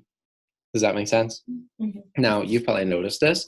Sometimes you have to ask the question again, right? Sometimes they're like, oh, well, I have class until 2:30, but after 2:30, I'm pretty much open, right? Sometimes like, oh, I'm so busy all day. Like, cool. What's your schedule like specifically?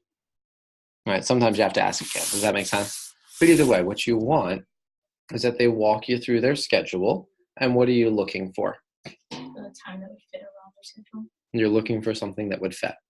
Okay. Now, sometimes it just works out, right? Like if I ask Jessica, hey, what's your schedule tomorrow? She'd be like, oh, I have school until 2:30. And after that, I'm pretty much available. And I would go, I wouldn't just pounce on it. I'd go, actually, I could get you in at 5:30 tomorrow. That'll work, right? And I'd expect her to say yes. Right? What I do want, though, is I always want you to offer the next available interview. All right? We talked about creating urgency and next interview efficiency.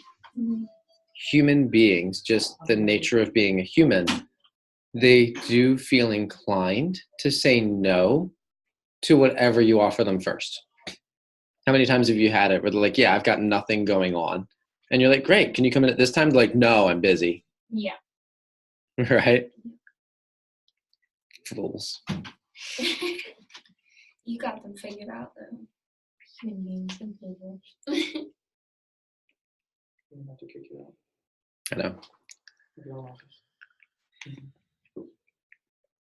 So even if you know that it wouldn't work. It's not professional. Okay, so if they say, I have class until 2:30 and then I have practice from 5 o'clock to 7 o'clock. Well, I have an interview at 5:30 that I now know isn't going to work, right? I'm going to offer it anyway. You tracking with me? Yeah. Now, what I will do is I phrase it in a way that shows I listened. Okay, so just as an example, Maya, role play with me here. Tell me that you've got practice tomorrow at 5 to 7, and I'll show you what that looks like. Well, I got practice from 5 to 7. Okay. Actually, tell you what, I know you have practice from 5 to 7, but we have an opening at 5:30. Could you make that work? Okay. And if I say no, you ask for it the next day? Yes, because human nature, by the way, some people will. Like some people, it's like, oh, practice, I can miss a practice for a job interview. Yeah. Right, that does happen. But if they say no to your first thing, they almost feel obligated to say yes to your second thing.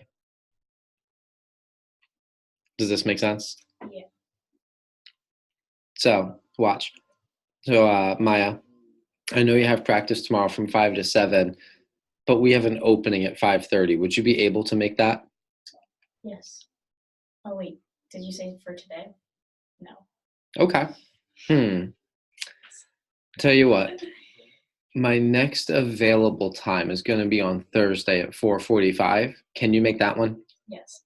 And you just feel it. Like we're totally just pretending, but you almost felt like, ooh, I got to say yeah. Yeah. Does that make sense? Okay, so I always offer the next one. I just want to make sure.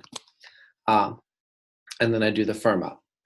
All right, I just want to make sure because my manager is going to be taking time out of their schedule to meet with you.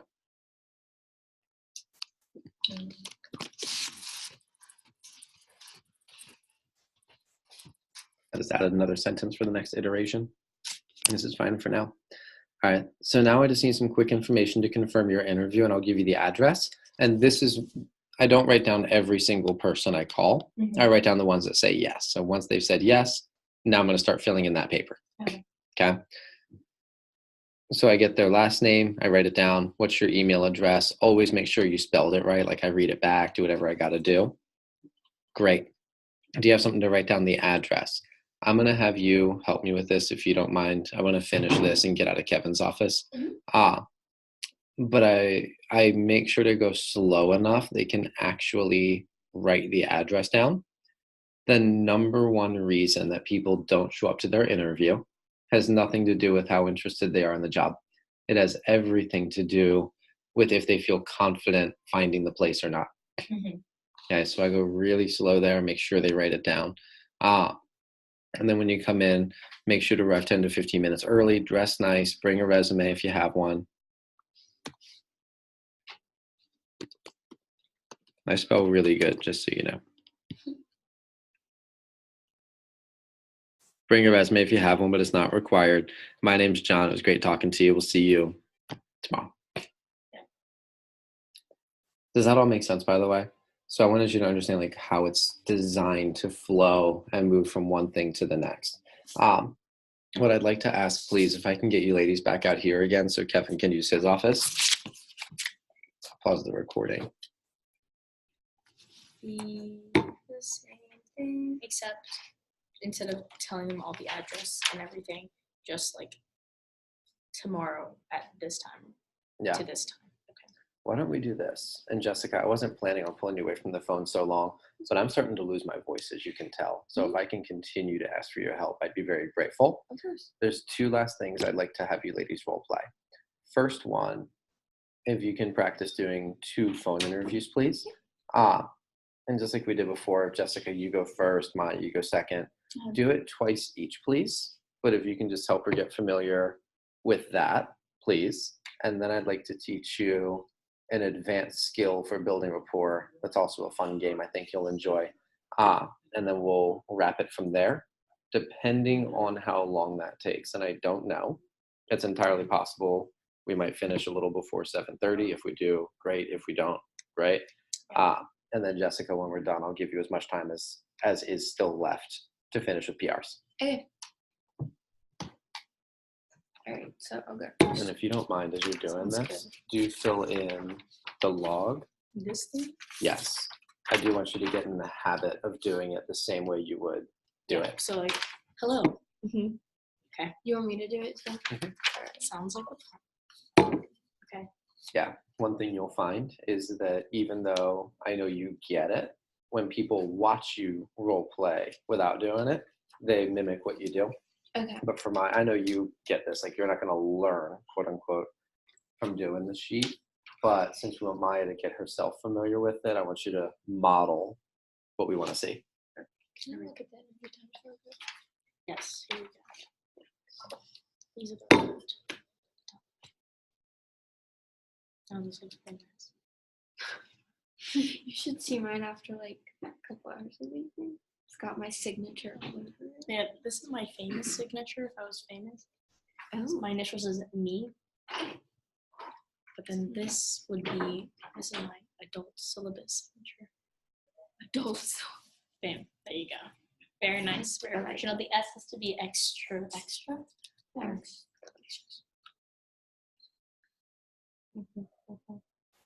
So Sunday, he said that everyone comes in at the same time. Do you know? Today. Because usually does workshop from 2 to 3. Mm-hmm. And then. Okay. So I don't shut Okay. Leave at 1:20. Okay, so your friend was Caroline, right? Caroline Miller. Yep.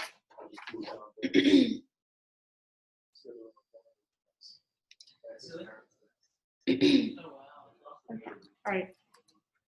Hi, is this Maya? Yeah. Why are you so confused? So that you're just like, hey, Maya, my name is. I usually, well, like, it's kind of weird. It's like, it sounds a little robotic. If they just pick Make up it more the phone. natural. Yeah, so I'm like, hi, like, is this Maya? Yeah. Yeah. Like, yeah. I'm like, hi, Maya. My name is Okay. Jessica. Okay. Go ahead. Go ahead. Good. Okay, I got you. Hi, is this Maya? Yeah. Hi, Maya. My name is Jessica. I work with your friend Caroline Miller at your new job. How are you? Good. Thanks. How are you? I'm great. Thanks for asking. So I definitely don't want to take up too much of your time, but I wanted to follow up with the text we had sent you. So Caroline just interviewed with us and recommended you as someone who would be a good fit for our team and might be interested in some extra work. So I definitely wanted to give you a call and tell you more about what we have available. Do you have a quick minute? Sure. Okay, great. So we're Vector Marketing, and we've been in business since 1981. We're filling flexible schedules and entry-level customer sales and service. The starting pay rate is $18.50, and that's not based on sales. There is no door-to-door or cold calling, and we do provide training, so experience is not required. So how do you know Caroline?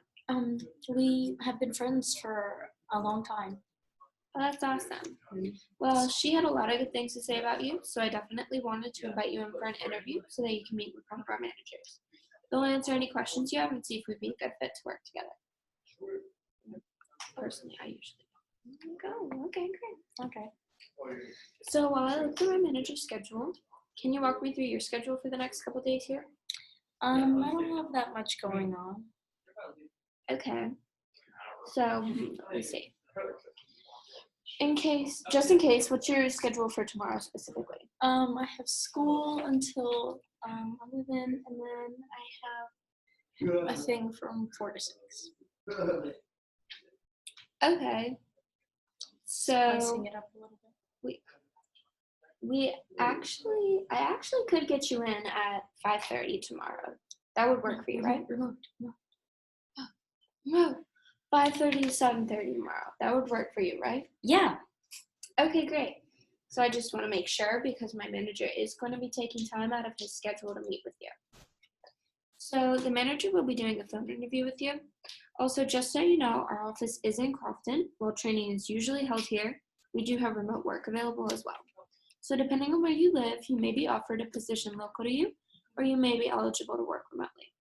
But the manager will cover that in more detail with you over the phone. So I'm going to send you an email with a link, and there's going to be an application followed by a video. The video will cover who we are, what we do, and what you would be doing if you were to work with us, and answer some of the most common questions people might have.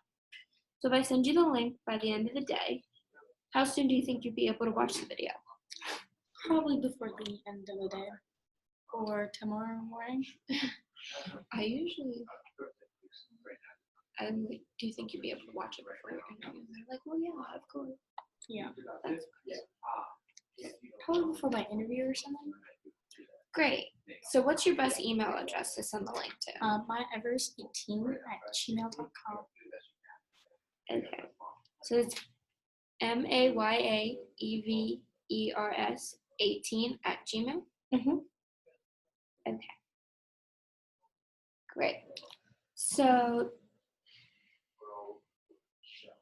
Mr. Godwin will be calling you at some point in the window between 6:30 and 7:30 to follow up, and he will answer any of your remaining questions and see if it would be a good fit. Please be sure to watch the video beforehand on a laptop, and please be sure to be in a quiet place where you can focus. I'm super glad we got you in there, and could you please spell your last name for me so I can make sure it's correct in my manager's calendar? EVERS.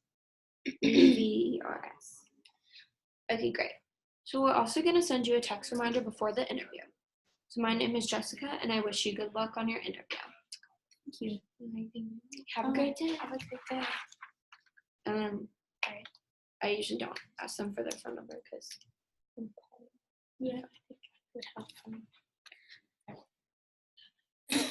Now, is this your first one or your second one? First, Cool. Beautiful. give me some notes as we went along.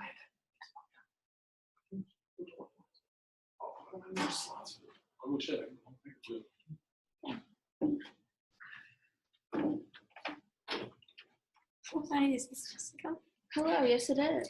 Hey Jessica, my name is Maya Evers. I work with your friend Natalie Brown at her new job. How are you?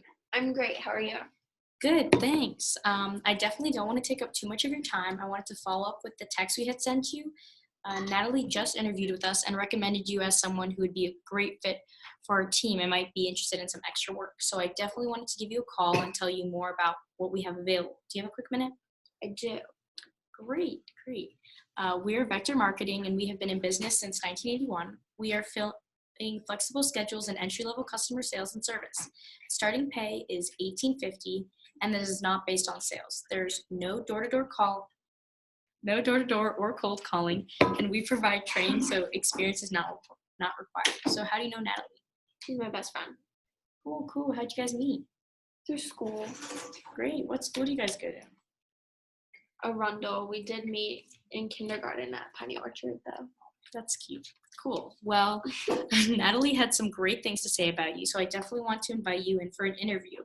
So you can meet with one of our managers. They can answer any questions you have and see if we'd be a good fit to work together. Okay, that sounds good. Okay, so while I look through my manager's schedule, can you walk me through your schedule for the next couple days here? I'm pretty busy. All right, let me see. Just in case, what's your schedule for tomorrow specifically?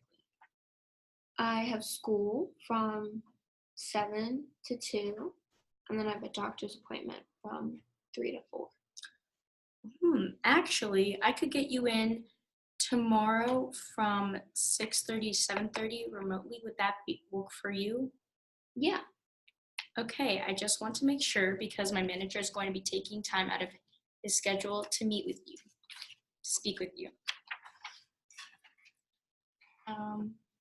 Okay. The manager will be doing a phone interview with you. Also, just so you know, our office is in Crofton. While training is usually held here, we do have a remote work available as well. Depending on where you live, you may be offered a position local to you or may be eligible to work remotely. The manager can cover that in more detail with you on the phone. Okay, so here's how it will work.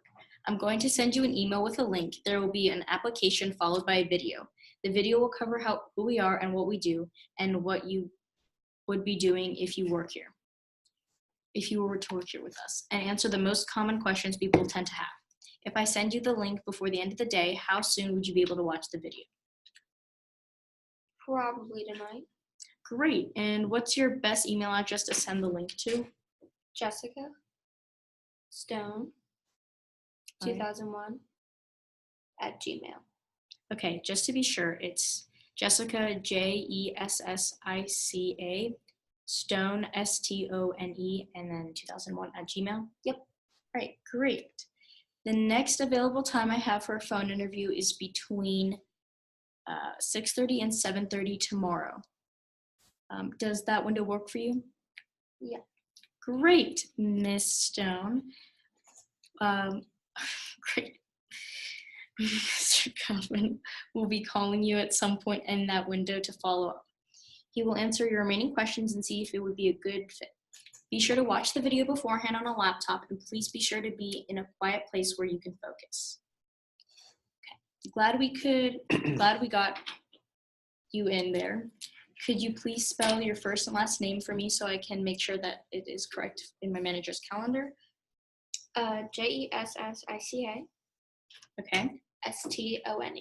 Great. We're also going to send you a text reminder before the interview. My name is Maya, and I'll be wishing you a good luck in your interview. Have a great day. Thank you. Too.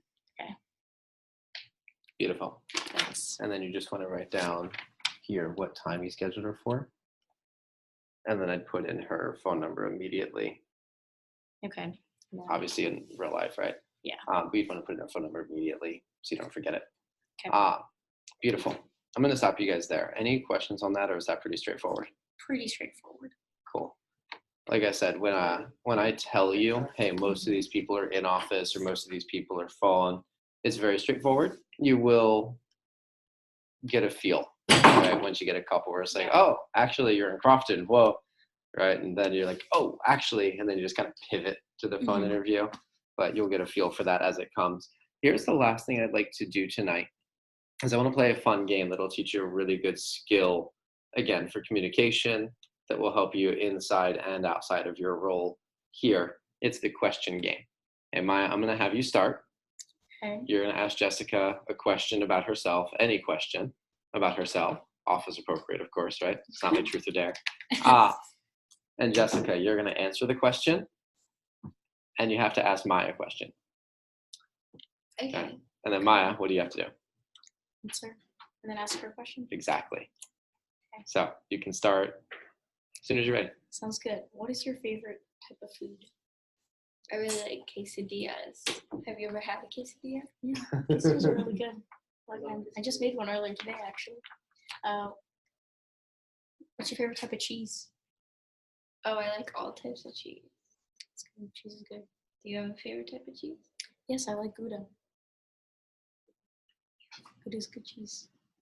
I'm gonna change it up. What's your favorite genre of music? I like all kinds of music except for jazz because I don't know. You like jazz? Yeah, jazz is pretty good. I like jazz. What about movies? Scary, for sure. A lot of people can't handle them. Can you handle scary movies? Definitely not. I'm more of a action and comedy kind of person. Do you like action and comedy movies? No, strictly scared. Strictly scary. Yes. What's the last movie you saw? Suicide Squad. Rewatched it. Really? Oh wait, no, I've heard of it. Okay, who's your favorite actor? Or actors? Zac Actresses. Efron is my husband. Really? Have you seen him? In what? Anything? Yeah, specifically High School Musical. It's good. What's your favorite movie he's played in? I'm gonna Acted in? have to go with High School Musical. Yeah, it's I pretty think he iconic. did really good. How old were you when High School Musical came out? Wait, when did it come out? There were like 4. Which is your favorite High School Musical? The second one for sure. It is because I think the iconic part where Miley Cyrus showed up at the end was the highlight. Yeah.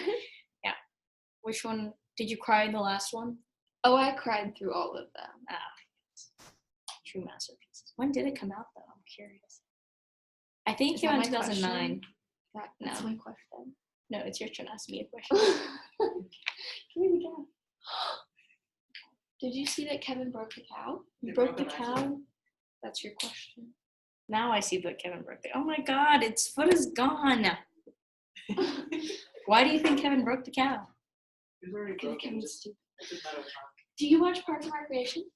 Here and there. I need to watch it fully. Have you ever seen that 70s show? No, I have not. It's pretty good. I 10 out of 10 would recommend. It's on Netflix. So I'm asking because have you seen the dog yes. in the TV show where it's got 3 legs and Yeah, it's so cute. Do you have a dog? Yes, I have 2 dogs. Yeah. Do you have any dogs? I do. I have one dog. His name is Stony Stoner Stone. He's my little baby. I love him so much. What are your dog's names? Okay. So one of them is 11, and she's Tessa. She's a border collie, and then the other dog is a German Shepherd Rottweiler mix, and she just turned 3 on Christmas. Not just. Oh. And her name is Cleo. She's so cute. I love her so much. She's like a little puppy. And she's okay. How old is your dog? He is 1. He's the biggest baby, and he chews everything, and has Just destroyed like how Kevin ruined the cow. Yes, except I've kind of heard about this. Look, it's like ripped in half at this heart. yeah, he's destroyed like over $500 of my book. Jeez. Typically, I wear bralettes now. Oh, really? They're a lot more comfortable. Plus, I feel fancy. I need this. Yeah. What's your favorite store to shop at? Trader Joe's. You're thinking clothes. at? Thinking clothes. That's funny. No. Clothes shopping, I have not done that. Oh, Goodwill.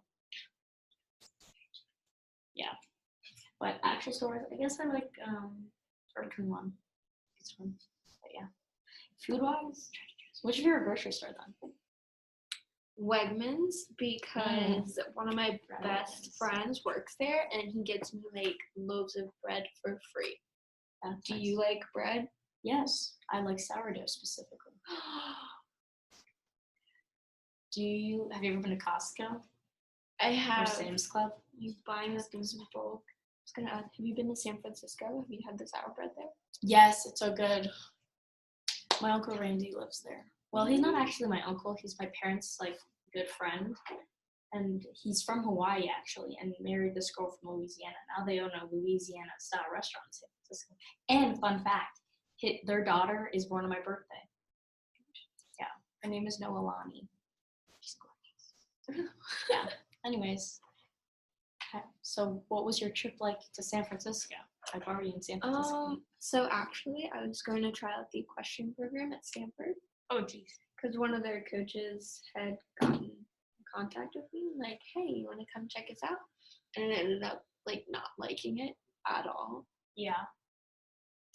Have you ever ridden a horse? No, I'm terrified of horses. Oh.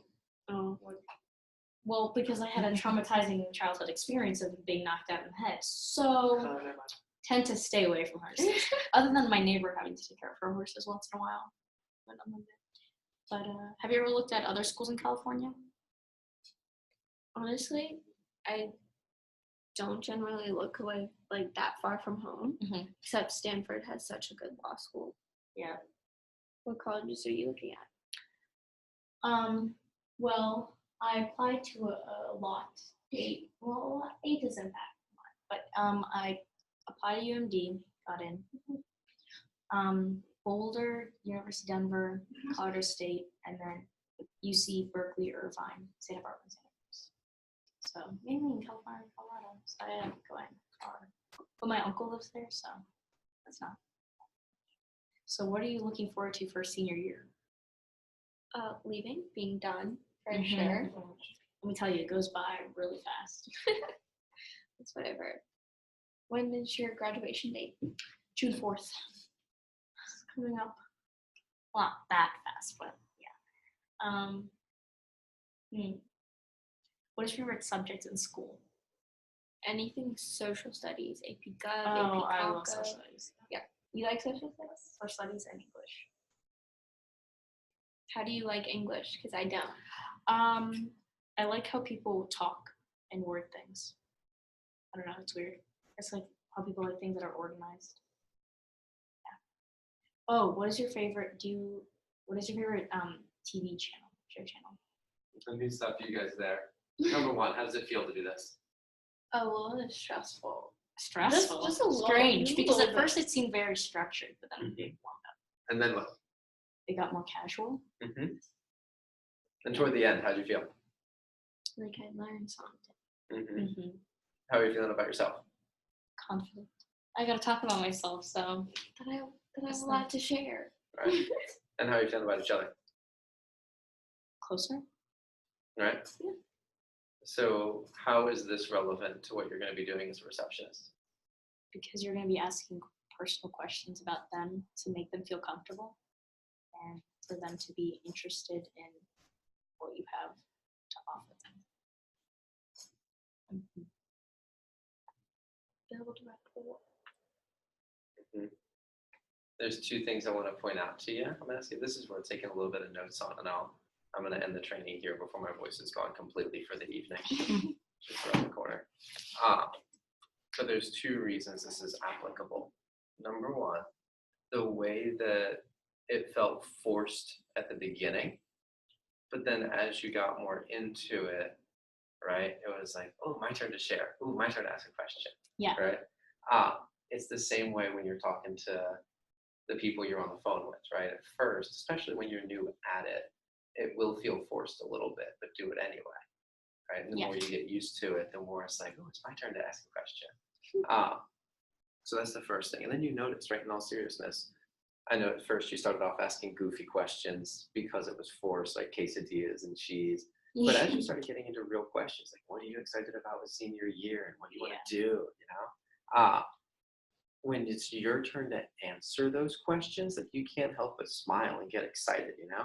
Yeah. So when you get better at asking those kinds of questions and knowing like which ones are going to make them smile, which ones are going to make them perk up, right?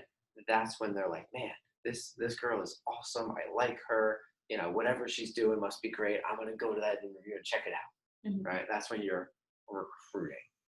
Does that make sense? Like, you're not just reading the script anymore. You're being a recruiter. Second thing, and you notice this, it does take some practice to get used to answering a question and then asking a question immediately. But you notice as soon as you asked a question, what did your partner have to do? Answer. They have to answer, right? There's no, I'm not answering that, right? So that's how you take control of a conversation.